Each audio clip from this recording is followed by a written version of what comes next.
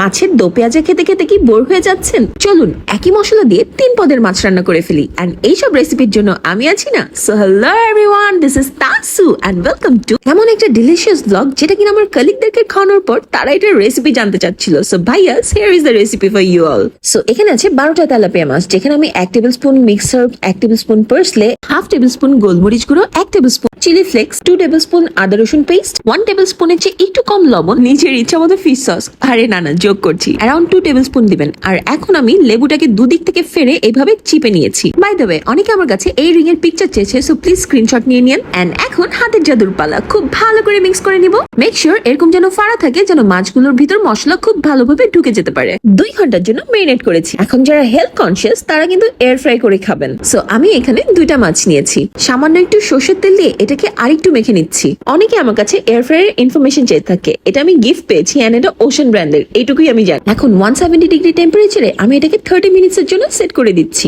And this is how it looks. এটা আমি আমার মার বোনের জন্য করেছিলাম এন্ড এখন করছি শ্বশুর বাড়ির লোকদের জন্য। এতক্ষণ করেছি এয়ার ফ্রাই, এখন করব অয়েল ফ্রাই। সো একে একে সবগুলো মাছ দিয়ে দিচ্ছি এন্ড খুব ভালো করে কড়া করে ভেজে নিচ্ছি। এন্ড লাস্টলি সেম তেলে পেঁয়াজ এন্ড শুকনো মরিচকে একদম কুড়মুড়ে করে ভেজে নিচ্ছি। এটা যে খেতে কি ভালো লাগে আমার। দেখলেন তো একই মেরিনেশনে 3 পদের রান্না কিভাবে হয়ে গেল। ভালো লাগলে don't forget to share. That's it for today. Thank you for watching. Tata, see you again.